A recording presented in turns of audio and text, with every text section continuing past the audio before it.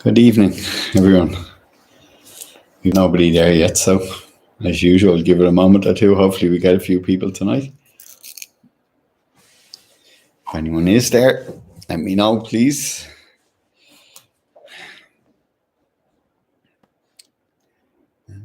I'll give it a moment or two. I think I'm on time. I am. Yes. So let's see what happens.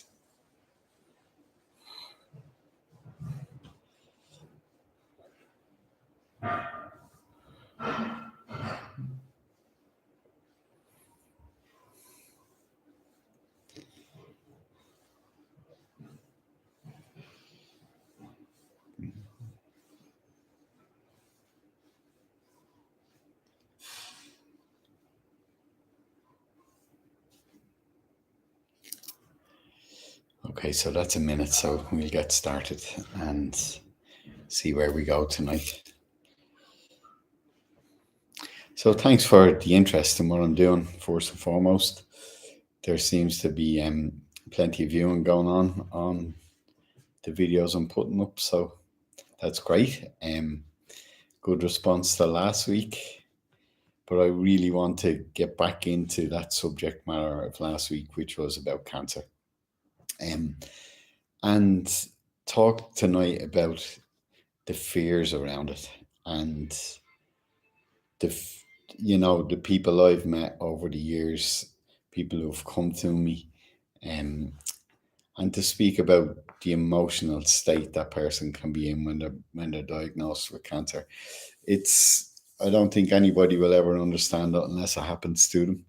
Um, and it's so understandable when you meet people who are caught up in the fear around it, because I think, especially my generation, we most certainly grew up thinking that if you were diagnosed with cancer, that was the end. There was no hope for you. But thankfully, there's been great strides made. And thankfully, even outside of the medical system, um, there's been lots and lots of very interesting doctors and scientists who have, over the years, began to look at other aspects of things that may create cancer in the body.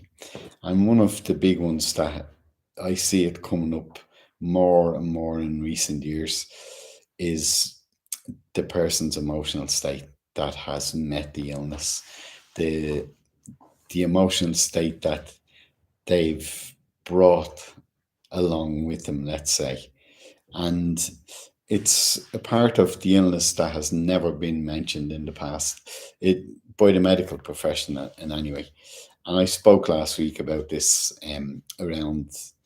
the around diet and emotions, and how oncologists truly, unless they're an oncologist who has really looked deep into aspects outside of his profession.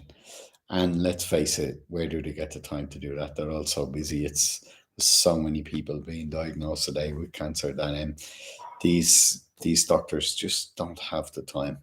There's a few of them out there who, where they get the time, I don't know, but they do, and they look at these things and yeah, go further down that road of looking at, are they contributing to, are emotions contributing to the illness, is diet contributing to the illness, and so on. So I suppose all I can speak about here tonight is my own experience in meeting people as a therapist. People that do come to me with illnesses, and like I said last week, we had that case ourselves at home with my mother-in-law, and we looked at all aspects of it because the treatment offered to her was giving no hope. And they said that it might prolong her life, it might not. They really didn't know it was such a serious cancer. So we obviously looked at diet, we looked at natural treatment, but then, although I knew this woman, I didn't know her really well until I started having deep conversations with her. And what we did was, and this is when I said this is like looking at support for cancer treatment. And I truly mean that. I'm never saying to anyone, don't go to the hospital and don't go to the oncologist. Actually, what you really need to do is throw the kitchen sink at an illness like this. You need to look at everything you can gather and bring it together. And like I was saying, my mother in law, let's call her, when I sat and spoke to her when she was really ill, and the first thing to ask her was, how are you? So, this is what I'm saying to you guys that may be going down that route at the moment with cancer, to ask yourself truly how you are. Are you scared? Um, what what level are you scared on?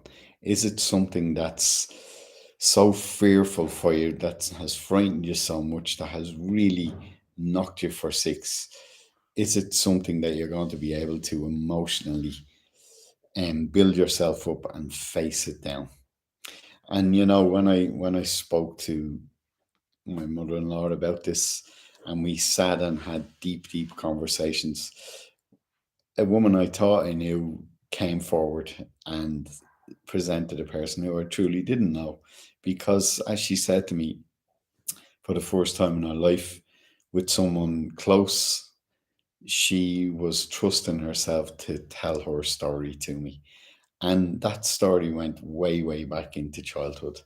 And um, yeah, it was incredible to have those conversations. And what was really incredible was for her to realize that there was a possibility they could be the root cause of the illness, or the root cause of how she functioned in the world. And I have met so many people with cancer, and I get the opportunity because we sit down to talk, and I get the opportunity to actually ask them a question, which I think is very important, which is, who are you? And when you ask a person that question, most of the time they can't actually answer. Um, and then when they can't answer that question, I usually ask them, well, tell me your story. And I find myself asking, well, tell me your love story. What has actually happened to you in your life that has hurt you? What has shocked you so bad that you're holding on to the shock, and it's been there for years, and it manifests and manifests and manifests and becomes a health issue. And I've learned as a therapist over the years to read people, read people's bodies, and to understand that emotional blockages get held in our body. And depending on the emotion, no, let me make this clear for you. Depending on the part of the body where the ailment is, I can connect the emotions to it. So, for instance, I need to explain this deeper for you. And yeah, let me just stick with clients that I've met, without divulging any private personal stories, because I'm just generalizing here. But let's take breast cancer for instance, um, which is a big, huge one out there. And what I find when a person sits in front of me with breast cancer, I don't even ask, who are you? What I ask is, tell me your love story. And the reason I ask them for their love story is, the breast is around the heart area, the heart chakra area, if you like. And it's like, what has hurt you deep in your heart? What has hurt you so bad that over time it has now manifested into a cancer in that heart area? And there's very few people that I've met with breast cancer that when I ask them, tell me your love story, they didn't just break down and cry in a moment. And they usually say to me, how did you know? Now, that love story, what I'm after, in the sense of going as deep as I possibly can, Sorry for the phone.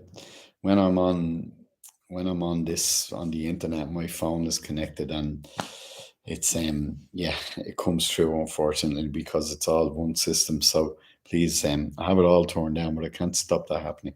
So my apologies. Um, but yeah, what I want to do is go as deep as possible into the person's story, um, into their life. And what happens with a lot of people, let's make up a story, but in even making it up, I've heard this story many times. So I get a lady in, and she tells me she has breast cancer. Um, Inevitably, and it's incredible how many times it's usually in the left breast heart. When it's on the right side, it can have a different aspect to it that I might get time to go into tonight. But let's just say it's over the heart. Um, so I ask, tell me a love story, and they tell me about a broken relationship that they've gone through, and now a year or so later, this manifests within them. But what I want to know is, no, don't tell me about a story that just happened recently. Go back, go back. And what we end up usually going back is into childhood. And the love story that's usually then presented is a story around parents. Um, a parent that wasn't there for them in the way that we need as a child. Now, what this can have many aspects to it. It can be quite simply, let's say, a dad that was out working so hard, doing lots of overtime, working on Saturdays, only being there on Sundays, getting home late at night when the child was in bed. So therefore, the loss of that father to the child. That's where it can begin. And without, there's no negativity around that in the sense of blame, but it is just what it is. When we're children, all a child really needs in its infancy, in they say in the first 7 years we're programmed into, we developed ways of functioning in our first 7 years that we carry right through the rest of our lives. Now, to become consciously aware of that, we can break that pattern and change it. But if we don't become consciously aware of how we're functioning in the world, we can't do anything about it. And we can drag that hurt from childhood right through into adulthood. And when it's sitting there for many years, and I'm I'm gonna have to um describe this as I go. But when it's sitting there for many years, and we get into adulthood, and we've carried that hurt or pain for 20, 30, 40 years, it can manifest into illness. Now, what happens, like I said, you get the lady who comes in and says, well, 2 years ago I broke up in this relationship, or I lost this person in my life. And now here I am today with this hurt, and it's manifested. Well, what I want to know, like I said, is give me the past, give me before that relationship. Why, what did we carry as a person into the relationship that, when we lost that relationship, why did it hurt us so bad? Were we already carrying that hurt from previous times, as in childhood? So let me explain that a bit better. Let's just say we have the little girl who's grown up, and daddy is never around because, quite simply, he's too busy out there working in the world to try and provide the best that he possibly can for his family. That's one aspect. Then we can have the other aspect where the dad comes and goes, is a drinker, let's say, comes home, he's abusive, and so on and so on. We all know and heard of those stories. You can have, that's another aspect of it. Then you can go into even deeper where God loved him. You get the parent, the father, who is very abusive towards the family on many levels. It can be physical abuse, it can be mental abuse, it can be sexual abuse, it can be all those things. And the child is having to deal with this as an infant. And it's just a constant barrage of pain. Now, they still look up to that adult as the father, as the idol, as such when they're young, and it's only when they get older that they understand that's not how it was supposed to be. But they carry that hurt. Now that's in many aspects, like I say, from just quite simply the father who's a really good father, but he's out there in the world working and he's just not there to give that emotional support. It's not that he doesn't love the child, that he doesn't share love when he has spare time. It's just that he's missing and the child doesn't understand why. So there's a loss. So you can bring that loss with you through your life. And what tends to happen is the more loss you meet in your life, it builds up and makes that wound bigger and bigger and bigger as we go. So therefore, I fall in love with someone, we're in a great relationship, it breaks up, more loss. He's gone. Now I get the breast cancer. Hopefully you understand what I'm trying to say here. So that's just one story, let's say. There's many, many, many stories to it. And we all have them, every single one of us. We've all grown up with some sort of hurt, negativity, and so on and so on. And we, you know, we all handle it different. But what I suppose what I'm talking about is a sense of how is your self esteem? How do you feel about yourself? When we grow up in these dysfunctional relationships with the adults around us, and again, as I said, they can be for many reasons. I'm not doing a blame game here, so please don't do that. Um, that's not what I'm trying to say. All I'm saying is that we have to look as adults, we have to look at who we are today and why are we this way today. So what I'm talking about truly is conscious awareness of the self, of who I am. So when I asked that question at the beginning, who are you, who am I, and we can't truly answer that unless we truly become consciously aware of who we are and how we function in the world. Do we function from a place of fear or do we function from a place of joy and happiness? Now, you usually find, or I have found, the people in the world that I have met with cancer who have come to me for help are all functioning in fear. Or though they may not admit it in the beginning when we have conversations like this, they finally see, oh wow, because functioning in fear becomes normal to us. And our normal then is perfectly okay. We see it as okay. We don't truly understand what it is.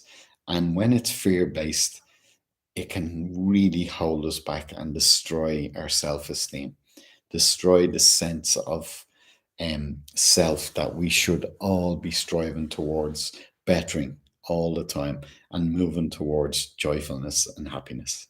So it's these things that can hold, when you hold fear inside of you, it's what happens is it dictates your thoughts, and our thoughts develop our emotional state. So, sorry, let me just, I was handed a nice cup of tea there a while ago, so I'm going to enjoy that as I speak to you. Yeah, our thoughts create our emotional state. So, here's a very interesting one. The amount of people, anyone who knows me out there, you know I'm a therapist and I've built my career helping people in pain. It has just developed in the latter years into helping people with illnesses. But for I'm working as a therapist 30 years, so let's say for 20 of those years it was all based on physical pain in the body. But the amount of times people came to me, and they still do today, with pain, with deep pain that doctors haven't been able to give an answer for. And the people just say to me all the time, I really feel it's something else. And I say, what's the something else? And they go, oh, I just really feel it's something else. And I then, are you thinking cancer? Yes, they're afraid to even say the word cancer. They're living in fear of many, many things. They're living in fear of the world. They might be functioning, they might be really successful, they might be doing great things out in the world, but when it comes down to the grassroots, they're functioning from a place of fear. And when you function from a place of fear, it makes everything else harder. It makes the things you achieve harder because you're almost terrified to achieve them.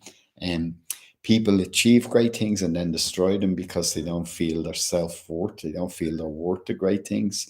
People never achieve great things because they just quite simply have no self esteem and don't feel they're worth it. And these are the people that I meet with cancer.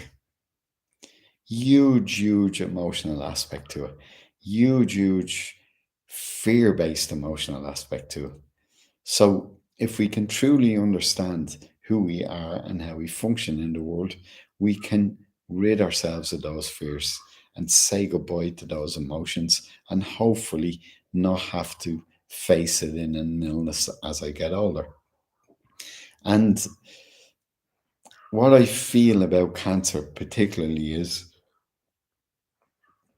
let's say you get diagnosed and the treatment plan is laid out for you. And it's a 3 month or a 6 month treatment plan. You go visit the hospital once a week and you might have to sit and have intravenous, so they may give you medication to take at home. But the reality of it is you're spending, let's just say you're having chemotherapy, okay? And that chemotherapy is hard on your system, so you can't go to work. You can't get out in the world. You can't function normally because you're going through your illness. You're going through the side effects of chemotherapy. So, where are you? In most cases, you're at home on your own because your family have to go out to work. You might have a husband or a wife, excuse me, and now you can't earn, you can't work, you have to go on sick leave, and you might have a mortgage to pay, so your partner has to get out to work. Your grown up children maybe who live with you have to get out and help to support the whole financial system to keep the whole thing going. So in most cases, you're sitting alone at home with yourself. Now, if you're someone who has been functioning in that type of fear I'm speaking about, and like I say, most cases that I've met is, I would say 99% of them, um, what are you going to do while you're sitting at home? You're going to sit home with your thoughts, with your fear, and you're going to make the problem worse without even realizing you're making it worse. So many people, there's such loneliness in that. Now, let me stop there for a moment. If we're dealing with a lonely child who didn't have, let's just say, the father around, let's say it's a female, and she grew up with the father being busy in life and only catching him for moments. Now look what has manifested again. The husband has to go out and work, and maybe has to work harder because he has to bring financial support back home because the woman now isn't able to go into her job. So what's happening with her again? On an unconscious level, here she is back in the situation that she was left with as a child.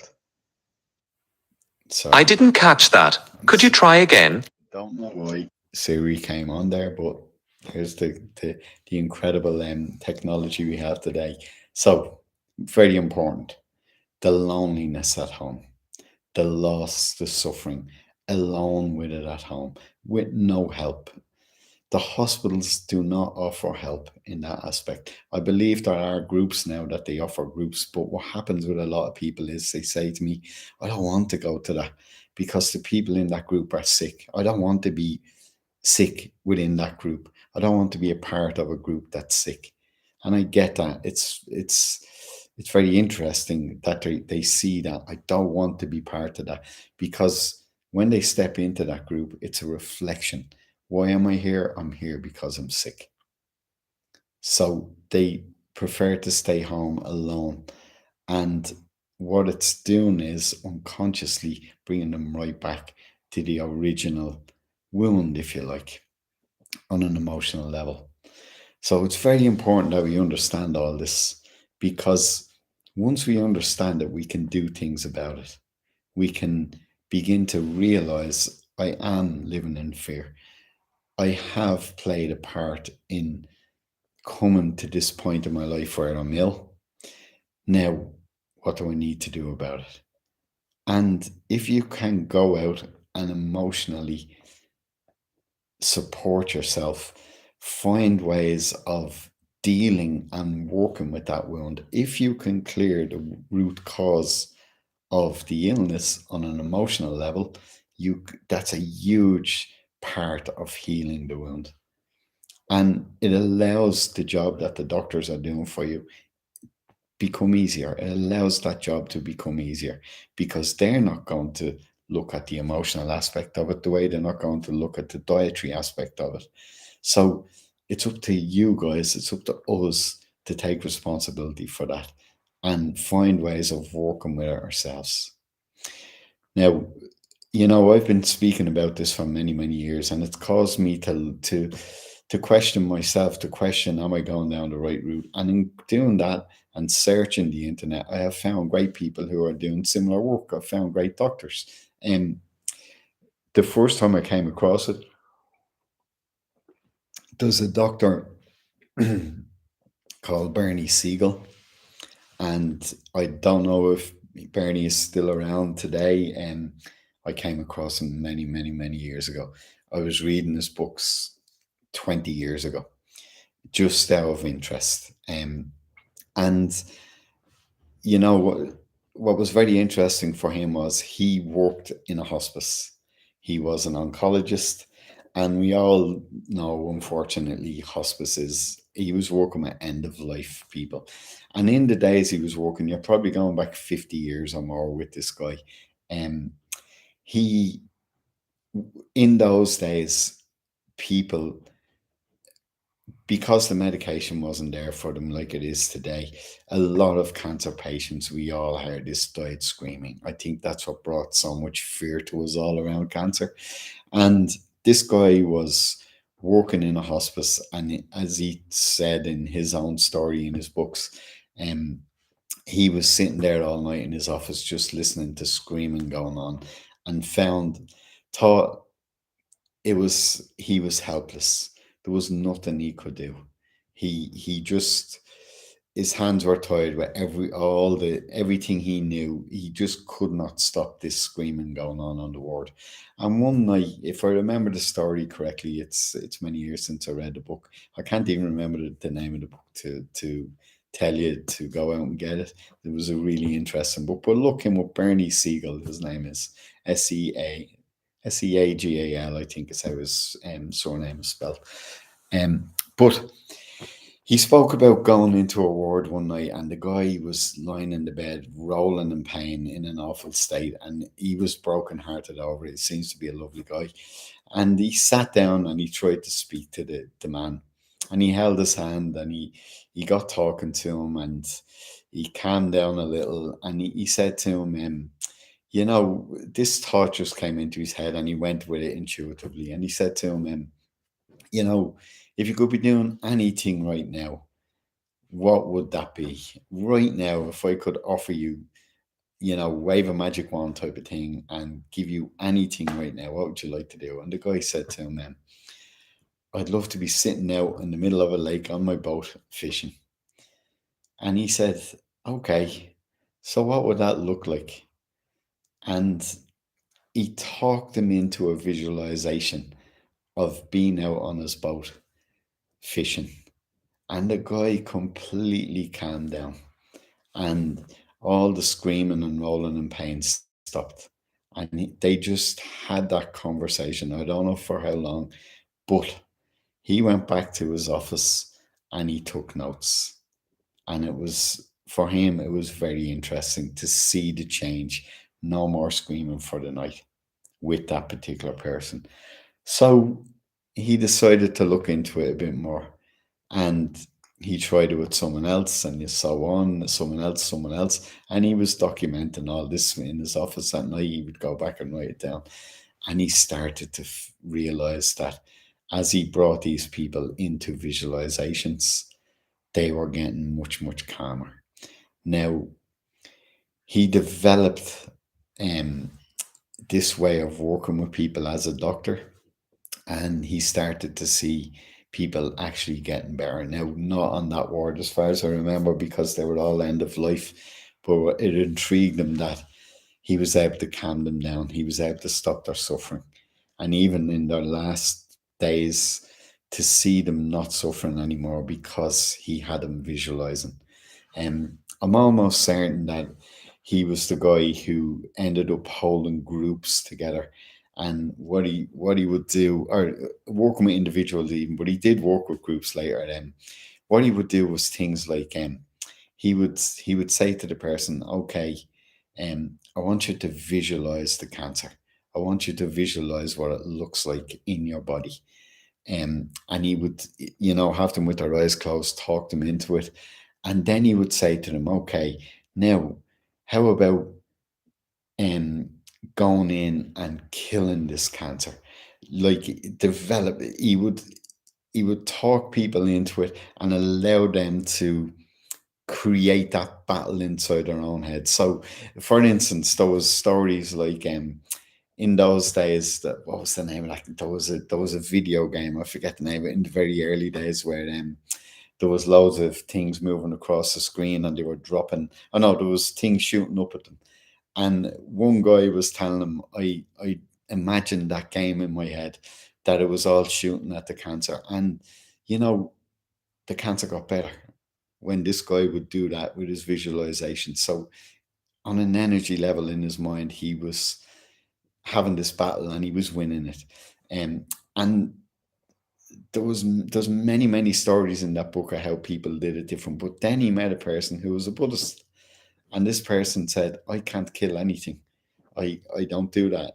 My belief system doesn't allow me to do it. So what he did was he visualized himself as a tiny little person walking into his body, picking up each cancer cell like a sack and walking out and throwing it away.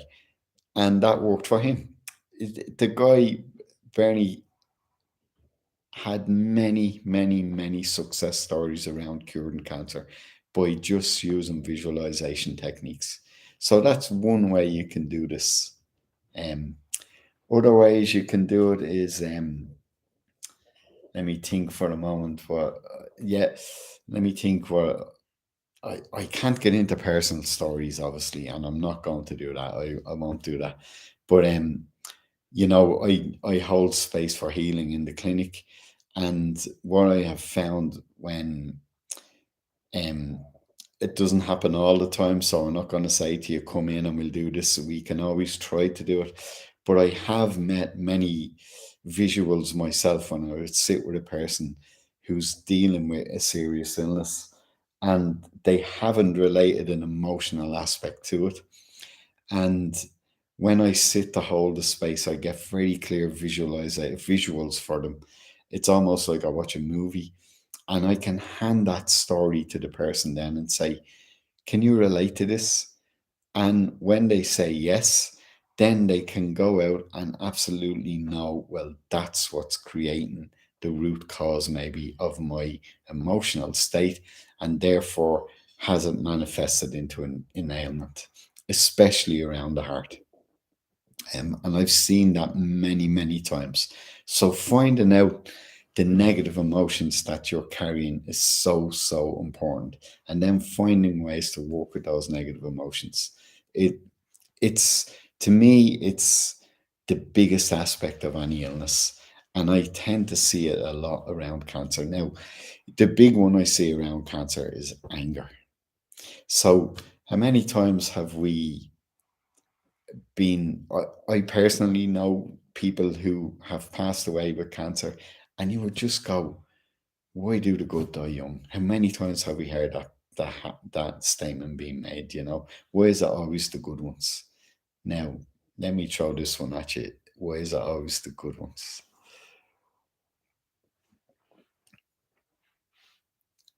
Is a person so nice in the world that they're such a nice guy and a nice girl that they never express anger?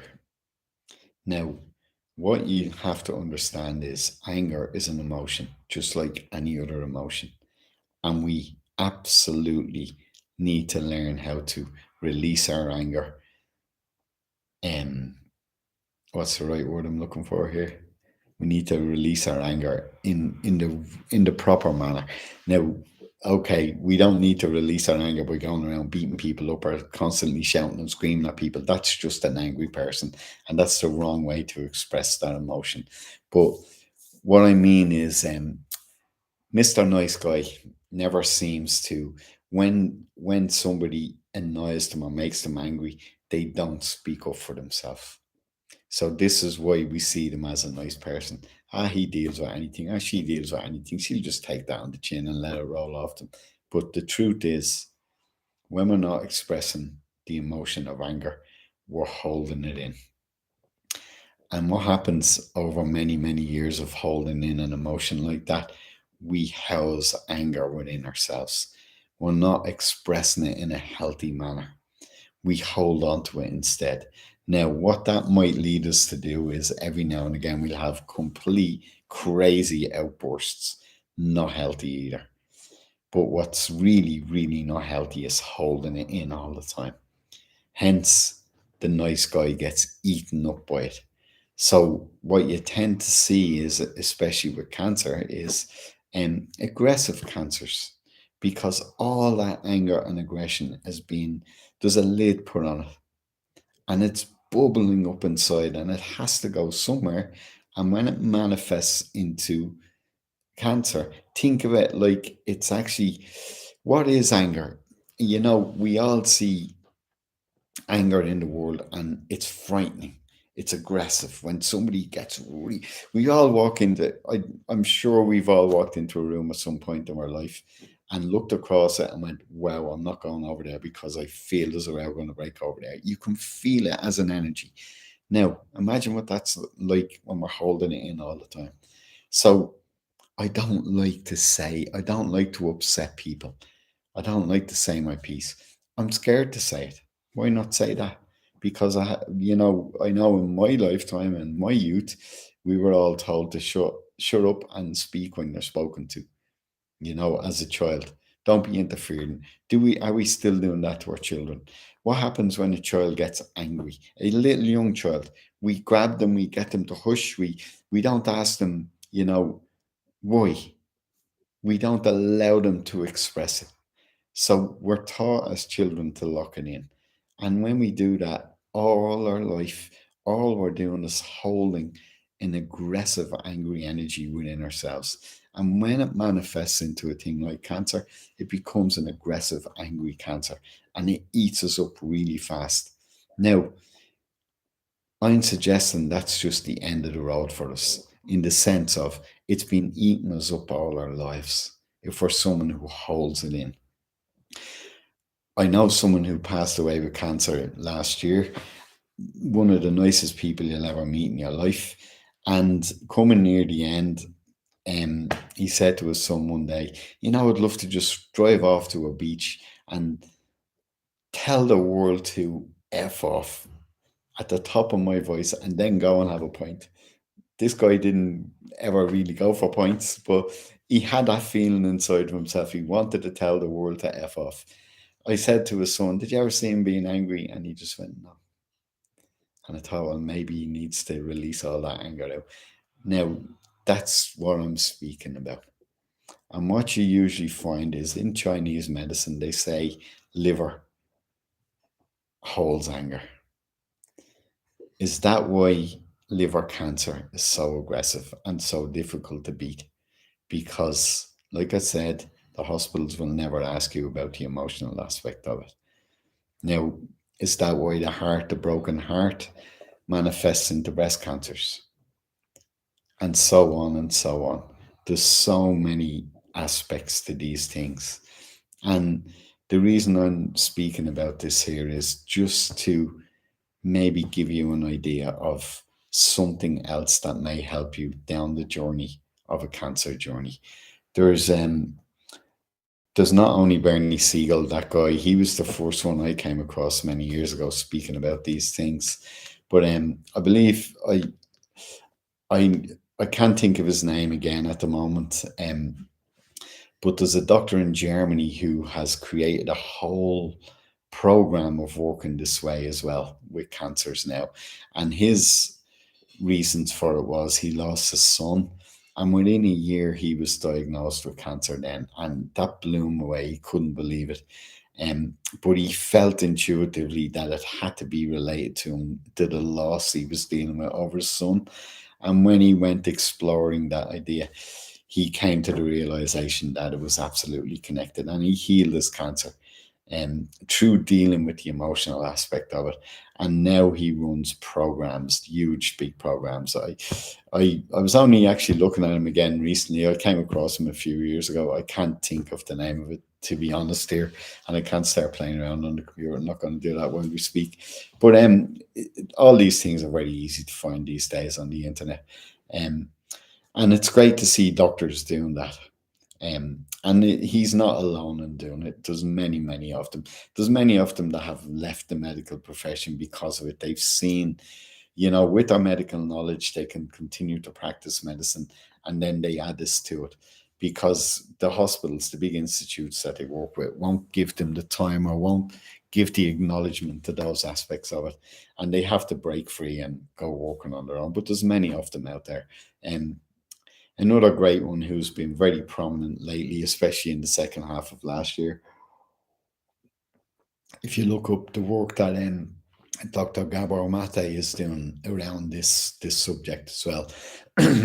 And he's not only dealing with cancer, and he's just come across it many times over the years. You'll see him speaking about it. He's been on so many podcasts in the last few months because he brought out a great book called The Myth of Normal. And it's speaking about trauma, childhood trauma, and how we carry it through into many things like illnesses and addictions and mental health and so on and so on. It's great to see doctors coming out and writing books and speaking about this in depth nowadays. And if you listen to Gabor Mate, he goes much more into speaking about others like himself who have scientifically looked at this. So they're really calling it a science now about the emotional manifestation of illnesses, how our emotions can create them.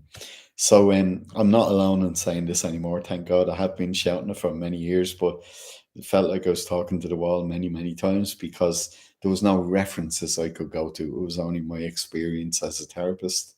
And like I'm speaking about cancer here tonight, but I even have nailed this down to physical ailments where I can see why a person emotionally is stuck in their body, let's say in the lower back or so on and so on in their neck. If I even speak about just the neck alone, how that's connected to the voice, and how when we're holding important stuff back that we haven't spoken about in our lives, how that can manifest as neck pain, how it can in deep oh,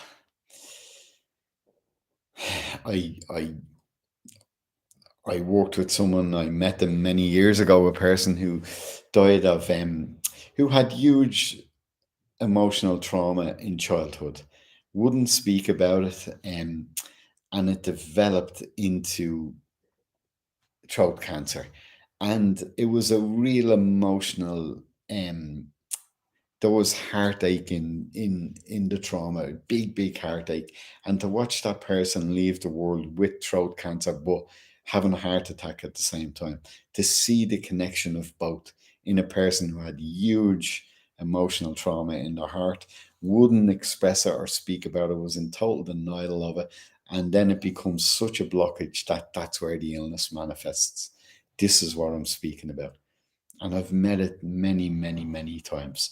So if you're on a cancer journey or an illness journey with any of the major illnesses, yes, there's great ways of working with the hospitals, working with the medical system. There's great work being done out there with the doctors, but know that in your own time, when you're alone with yourself, or if you want to do more to help you on that journey, have a serious think about who you are. Now, I always say to people, it's impossible to do it on our own because we're biased when we look at ourselves. Um, it's very difficult to look into our pain. It's very difficult to look into our trauma on our own. It's near impossible. I would actually say it is impossible.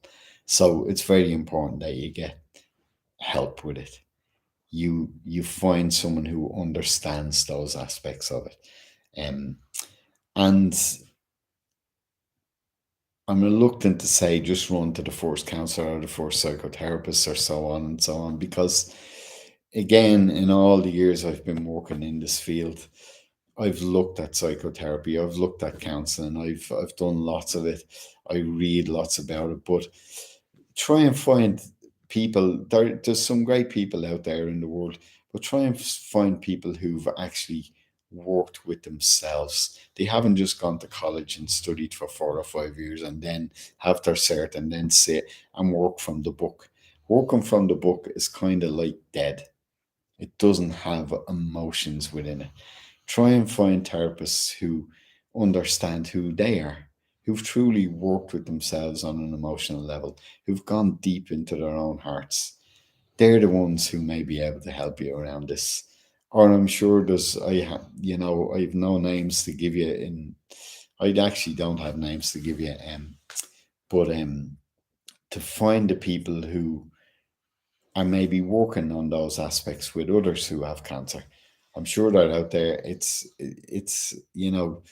good to go searching. It's good to go finding these people, um, because it gives you something to do rather than just sitting at home, not feeling sorry for yourself. I don't mean that, but sitting at home in that fear that has now become huge for you because you're maybe dealing with an illness that's threatening your life.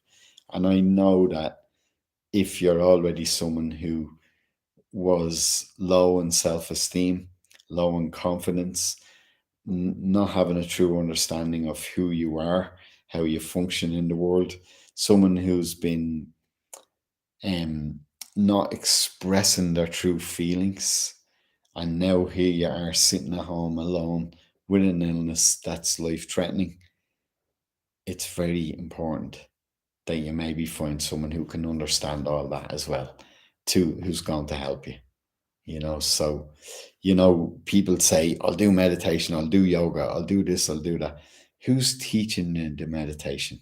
Who's teaching you the yoga? Do they have any understanding of these things? Do they carry that energy with them that they can truly help you on a deep level?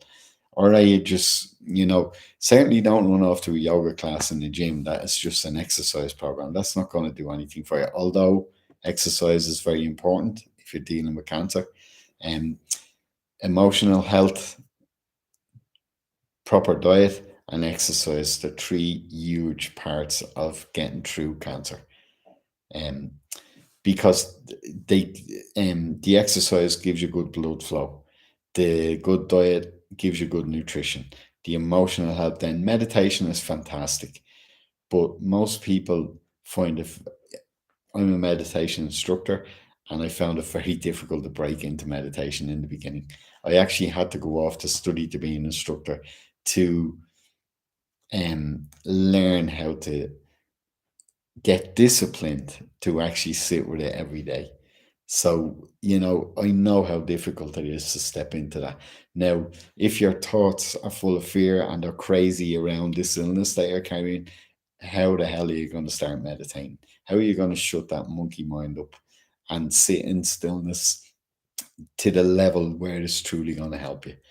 That's not easy to do. So, finding the guidance is very important. Finding people with experience in these aspects is very important. So, yeah, I'm doing this tonight to make you aware of these things.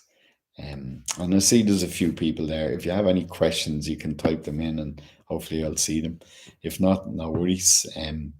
But yeah, I found, or I've been thinking about this for a long time, having met so many people who are carrying that fear. And I always find myself thinking, God love you, you're going home on your own. You're going home to sit with this. How difficult is that? And it's horrendously difficult.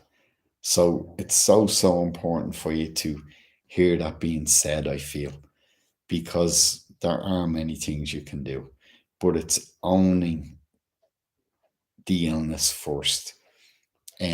Like when I spoke on the last talk about this, I spoke about a doctor that I had met, and when we asked what's your opinion of people getting cancer, she said it's just bad luck. Well, what I'm proposing to you here tonight is we have a part to play in our illness. And if we can accept that, it's nobody's fault, absolutely nobody's fault. But when we can accept that we have a part to play in it on an emotional level, then we can actually do something about it. We can take responsibility for it and we can heal it. And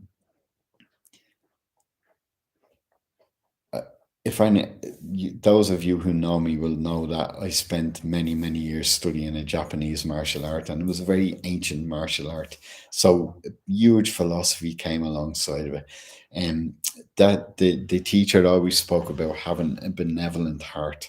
But he was the first one I ever came across who, when we heard his story was that I don't know what age he was when he got sick, but he got a life threatening illness as a younger man. He's in his 90s now, that man. But when he was much, much younger, he got a life threatening illness.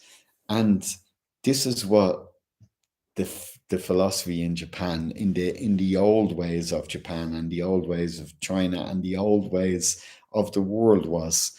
He understood, and this is what I'm saying to you. He understood that everything he had done to that point in his life had brought him to the doorstep of an illness that was now threatening his life. So what he did was he put all that aside. And the realization was, well, if I continue down that road, I'm going to face death. So therefore, I have to change every aspect of myself to continue down a road that leaves that behind. Thank you, lesson learned. He did it so much so, and this is what they do in Japan in the older ways. Not everybody in the traditional ways of Japan. He even changed his name. He didn't want to be the person who had brought him to that point where his life was threatened. And this is what I'm speaking about. To take responsibility for who we are and to change the negative aspects of who we are and turn them into positive aspects and move forward with that in your life. To leave the fear and find joy and happiness is the only way to break through these illnesses on an emotional level. Joy and happiness. What does that sound like compared to fear? And there's many, many ways we can find it. It's just about owning it, making a decision to move forward in a different way, whatever way that is for you. Ask your gut. Look into your intuitive self. Trust your intuitive self. If you're in fear, you'll never trust your intuition. If you can break through your fear and ask yourself, what do I need? Like, for instance, the Buddhist guy, this guy is saying to him, you have to go in and kill your cancer. He's saying, no, I don't kill anything. So I find my own way of doing it. I'll just go in and pick it up cell by cell and take it out. Wow, what a way to do it. You know, what a brilliant thing to do, to understand that I can still do it. We all truly know what we need if we can sit and listen. And that's why meditation is a good thing, to sit quietly and ask yourself, what do I need? To sit quietly and ask, who am I? If we truly understood who we are, it would blow your mind. And to know that who we are is powerful enough to beat any illness. but we have to meet that part of ourselves first. And when we meet that part of ourselves on a deep, deep level, we can start to create emotions. We can start to create thoughts that are positive rather than negative. And when we create positive thoughts, we create a positive person. Positive thoughts create happiness. Positive thoughts create joy. Now I become a joyful, happy person. I no longer hold a fear. I can move forward away from my illness. I'm going to leave you with that, and hopefully it helps you to move forward in a much better way in life, in everything that you do. And if it includes beating an illness, well, go for it. Trust your gut instinct, but listen to it from a place of non-fear. So try and go quiet and ask yourself what you truly need, and then go for it and provide those needs for yourself. And hopefully you'll break through. For anyone who's just hearing this talk and they didn't hear the previous one I did about cancer, they're on the live section of my YouTube channel, which is Mark Cleary. And I spoke about natural supplements that I have available in Ireland. I have them available, period. And they absolutely, on a proper program, and if you're interested in them, please write to me, because I need to get you a proper individual program. But we have a program there that can absolutely 100% help you on your cancer journey, help you to heal cancer on a cellular level. So my website is markcleary.net. The YouTube channel is Mark Cleary. You'll find these talks in the live section.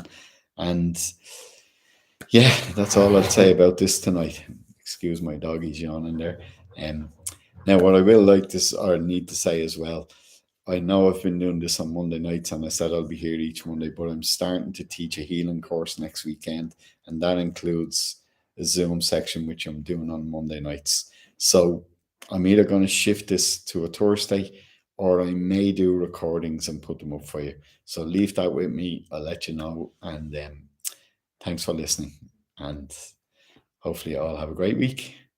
I'll leave you, love you, and leave you. Namaste.